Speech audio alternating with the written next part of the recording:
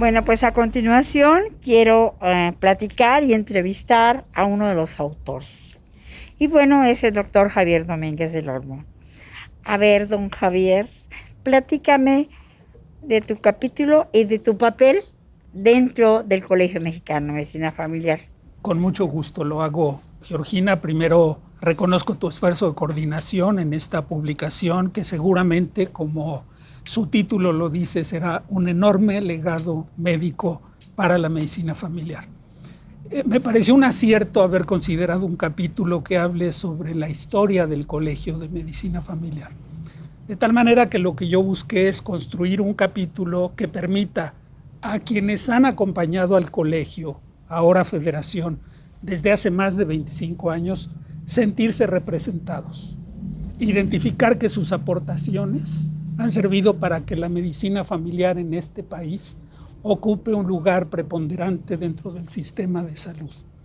Pero también pensé que era necesario que aquellas y aquellos que hoy conducen al Colegio Federación se den cuenta de la enorme responsabilidad que les compete dar continuidad a ese esfuerzo de 25 años.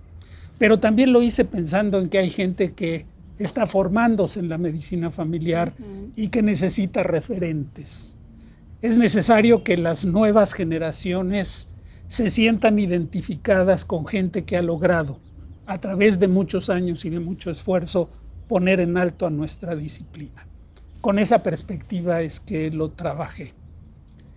Debo decir que no incluí algunas cuestiones anecdóticas, porque hay quien puede decir, bueno, ¿de dónde surgió la idea del Colegio de Medicina Familiar? Deja contarte esta anécdota que es muy personal, que no está plasmada en el libro, pero que subyace a su elaboración.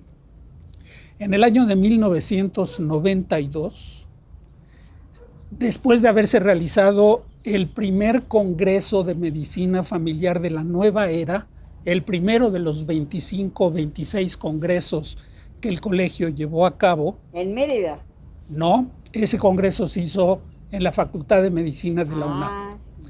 El líder impulsor de esos congresos, el doctor Juan José Mazón Ramírez, en aquel entonces me proporcionó información de que en Vancouver se llevaría a cabo, un par de meses después, el Congreso Mundial de Wonka.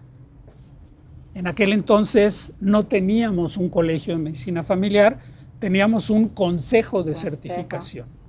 En ese momento yo era directivo del consejo, busqué apoyo de la UNAM y del ISSSTE, me becaron y asistí a ese congreso.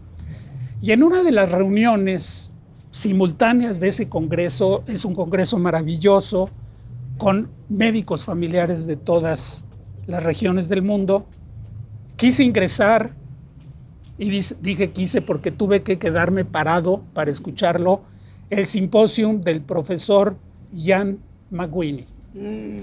De repente yo, un médico joven, estaba enfrente de uno de los padres de la medicina familiar a nivel global.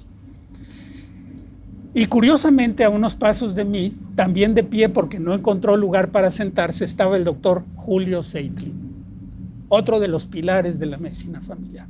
Y yo conversé con Julio Zeitlin y le pregunté por qué razón Iberoamérica no está representado en Wonka.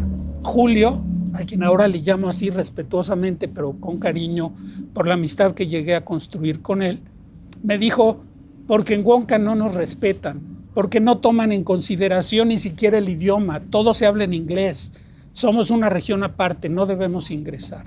Esperé a que terminara su conferencia el profesor Ian McWhinney y le pregunté sobre esto precisamente. Y lo que él me dijo fue, yo creo que hay espacio para todos. Yo te invito a que busquen ustedes desde tu país, de qué país vienes, de que busques desde tu país ingresar a Wonka porque es una organización mundial.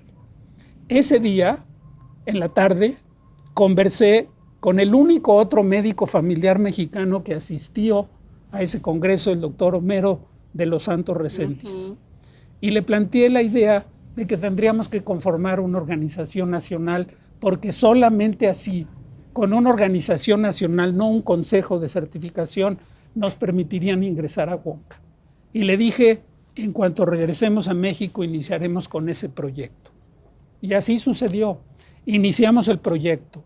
Y 2 años después logramos que se hiciera pública una declaración, la conocida como Declaración de Ciudad Universitaria, en el marco del tercer Congreso Nacional de Medicina Familiar de la Nueva Era, que se realizó también en la Facultad de Medicina.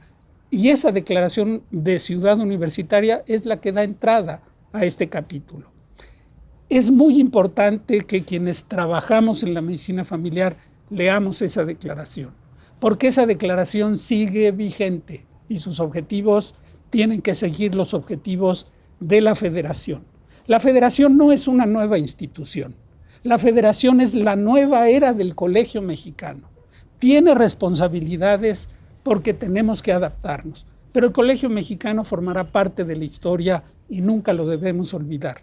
El próximo año hablaremos de los 27 años de la Federación Mexicana de Medicina Familiar, porque no nació el año pasado, nació hace 25 años, cambió de nombre, pero ahora se fortalece y está bajo el liderazgo de nuevos colegas de medicina familiar que están haciendo su mejor esfuerzo y que van a sumarse a lo que en este capítulo estamos planteando. Entonces yo me siento muy contento, me siento que esto nos sea útil a los del pasado, a los del presente y a los del futuro. No olvidemos nunca nuestra historia. Sí. Yo nada más quiero decirte que me ha parecido tan importante lo que aquí está escrito, que lógicamente hasta ahora se da a conocer al público, pero en varias ocasiones, para varios trabajos, yo ya lo he utilizado. O sea, ¿por qué? Porque está tan bien investigado que me ha servido a mí, ¿sí?, para mis trabajos. Y yo creo que esto les va a servir como libro de consulta a muchos médicos en el futuro. En eso confiamos. Felicidades a ti y a la Federación Mexicana.